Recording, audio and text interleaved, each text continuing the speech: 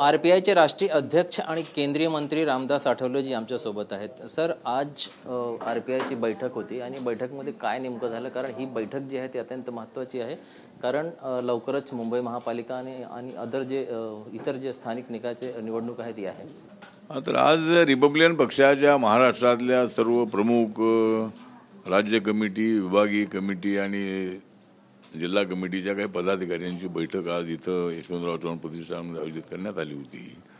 आणि त्याच्यामध्ये मुख्य विषय असा होता की जे येणाऱ्या स्थानिक स्वराज्य संस्थांच्या निवडणुका आहे त्याच्यामध्ये जिल्हा परिषदेच्या निवडणुका अगोदर होणार आहेत, त्यानंतर महानगरपालिकेच्या निवडणुका होतील। त्या निवडणुकीमध्ये रिपब्लिकन पक्षाला वाटा मिळाला पाहिजे, काही जागा मिळाल्या पाहिजेत आणि महायुती म्हणून या निवडणुका लढवाव्यात अशा पद्धतीची आमची सूचना आहे।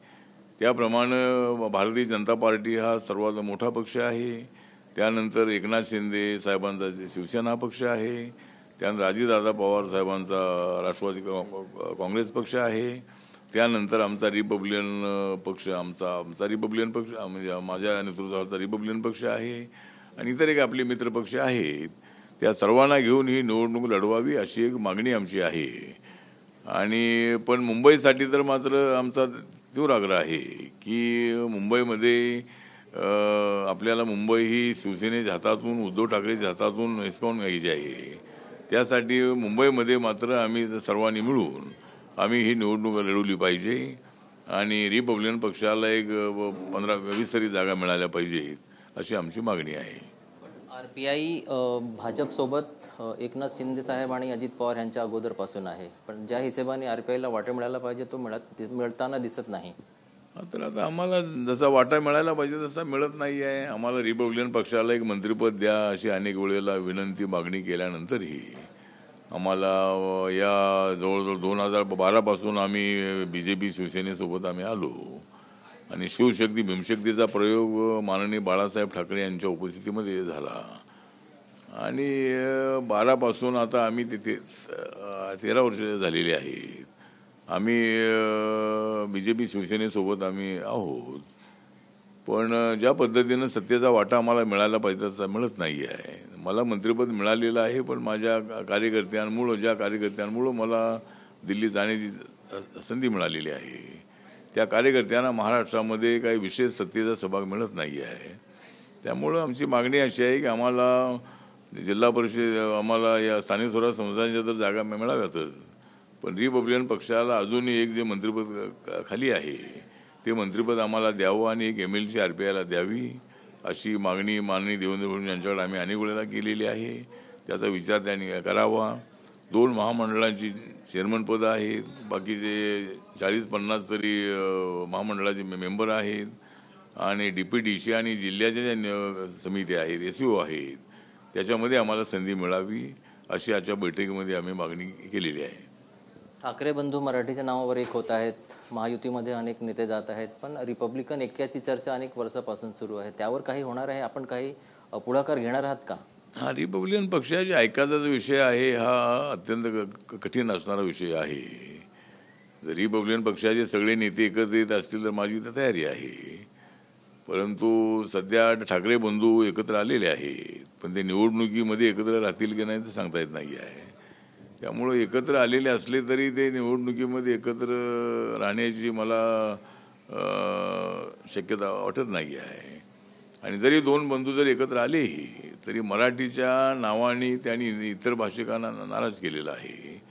मराठी भाषिकांची संख्या मुंबईमध्ये 40% आहे, 60% नॉन मराठी लोक आहेत आणि BJPला, शिवसेनेला, राष्ट्रवादीला, आरपीआयला मिळणाऱ्या मतांमध्ये मराठी मतांची काही संख्या आहे। सगळीच मतं उद्धव ठाकरे आणि राज ठाकरेंना मिळणार नाही आहेत आणि बाळासाहेब ठाकरे यांनी जर सुरुवातीला जरी मराठी माणसाच्या हक्कासाठी शिवसेना स्थापन केली असली तरी नंतर मात्र त्यांनी हिंदू समाजाला एकत्र करण्याचा प्रयत्न केला होता। मग त्यामध्ये गुजराती हिंदू असतील, त्यानंतर उत्तर भारतीय असतील, दक्षिण भारतीय असतील, या सर्वांना त्यांनी एकत्रित आणलेलं होतं।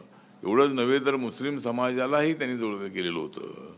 त्यामुळं या दोघांच्या अशा अट्टहासी भूमिकेमुळं आणि राज ठाकरेंच्या काही लोकांना मराठी बोल नाही तर तुला मारहाण करतो म्हणून आपली प्रतिमा संपूर्ण टाकळून घेतलेली आहे। त्यामुळं त्यांना यावेळेला जरी दोघे एकत्र आलेही तरी महानगरपालिका त्यांना जिंकणं अत्यंत अवघड आहे. त्यामुळं मला असं वाटतं की महानगरपालिकेवर एवढ्याला महायुतीचा झेंडा फडकेल अशी आम्हाला पूर्णपणे अपेक्षा आहे.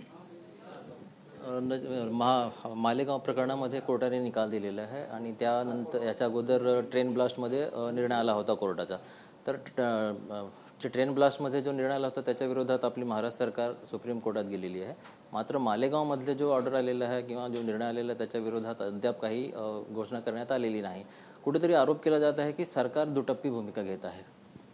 मला असं वाटतं की आता सरकारने कोणत्या केसच्या संबंधामध्ये सुप्रीम कोर्टामध्ये जायचं तो राज्य सरकारचा अधिकार आहे.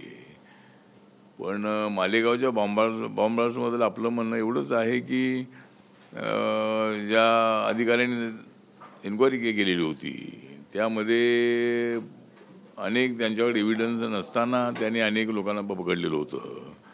त्यामुळं त्यांना कोर्टासमोर त्यांना पुरावे देता आले नाहीत. ज्यावेळेला काही हिंदू समाजातल्या नेत्यांना किंवा काही लोकांना पकडलं होतं तर शेवटच्या हिअरिंगच्या कालखंडामध्ये मात्र त्यांना पुरावे देता आले नाही. त्यामुळं कोर्टाला त्यांना सोडावं लागलेलं आहे. तर त्या संबंधामध्ये काय करायचं ते त्यांनी ठरवणं अत्यंत आवश्यक आहे. परंतु पोलिसांनी किंवा असल्या इन्व्हेस्टिगेशन अधिकाऱ्यांनी कोणाच्या दबावाखाली येता कामा नये. सरकारने सांगितलं तरी त्यांचं ऐकता कामा नये. त्यांनी आपल्या वर्दीचा सन्मान ठेवला पाहिजे. आणि ते सांगतायत म्हणून कोणालाही पकडा. आता आम्ही अनेक पोलिसांना फोन करतो आणि आम्हाला एक कार्यकर्ते सांगतात की आमच्यावर खोटा आरोप आहे. पण पोलीस आम्हाला समजावून सांगतात की याच्यावर खोटा आरोप नाही, तो खरा आरोप आहे. त्यामुळे त्याला आम्ही सोडू शकत नाही. पण असं त्यांनी सांगितलं तर आम्ही कधी पोलिसांचा दबाव आणलेला नाही आहे. त्यामुळे सरकारने जरी दबाव आणला आहे कोणी तर सांगितलंही की हे याला पकडा, तरी एव्हिडन्स नसताना कोणालाही पकडणं अत्यंत अयोग्य आहे. त्यामुळं पोलिसांनी मला वाटतं की त्यावेळेला जे ATSचे अधिकारी होते त्यांनी योग्य एव्हिडन्स जमा केले नाही. त्यामुळं त्यातले अनेक आरोपी सुटलेले आहेत. आणि आता कोणत्या केसच्या संबंधामध्ये सुप्रीम कोर्टामध्ये जायचा राज्य सरकारचा अधिकार आहे. शेवटचा प्रश्न सर की काँग्रेसचे जे खासदार आहेत राहुल गांधी त्यांनी 2 आरोप केलेले आहे. एक तर निवडणूक आयोगावर केलेला आहे की मतचोरी कशी काय करतात त्यांच्या विरोधात आमच्याकडे पुरावा आहे. आणि दुसरा निवडणूक आयोग मतांची चोरी कसं काय करते त्याचा पुरावा आमच्याकडे आहे. आणि दुसरा अरुण जेटलीवर त्यांनी आरोप लावलेला आहे की जेव्हा त्यांनी कृषी कायद्याचा राहुल गांधींनी विरोध केलेला होता तेव्हा अरुण जेटलीने त्यांना धमकावला होता. ह्या दोन्ही मुद्द्यावर कसं पाहता? मला असं वाटतं की राहुल गांधी यांचा जो आरोप इलेक्शन कमिशनवर आहे त्यामध्ये बिलकुल तथ्य नाही. निरर्थक अशा पद्धतीचे त्यांचे ते आरोप आहेत. आणि जर राहुल गांधींकडे पुरावे असतील तर इलेक्शन कमिशन हे कुठल्या राजकीय याच्यामध्ये लुडबुड करत नाही. इलेक्शन कमिशनचं काम असतं की इलेक्शनची यादी तयार करणं आणि शांततेमध्ये कसं मतदान होईल आणि मतदान झाल्यानंतर त्याची आकडेवारी किंवा त्याचे रिझल्ट आहे ते जाहीर करणं हेच काम इलेक्शन कमिशनचं असतं. त्यांचा कुठल्या राजकीय पक्षाशी अजिबात संबंध नसतो. त्यांचा सत्ताधारी पक्षाशी कुठलाही संबंध नसतो. भारतीय संविधानाने इलेक्शन कमिशनला स्वतंत्र अशा पद्धतीचा अधिकार दिलेला आहे. त्यामुळं मला असं वाटतं की राहुल गांधींच्या आरोपामध्ये बिलकुल तथ्य नाही असं माझं या संबंधातलं मत आहे. एकंदरीत हे होते रामदास आठवले साहेब. त्यांचं म्हणणं आहे की राहुल गांधी जे आरोप करतात त्यामध्ये तथ्य नाही. कॅमेरा पर्सन हरीश नेगीसह ब्रिजभान जयस्वार, TV9 मराठी.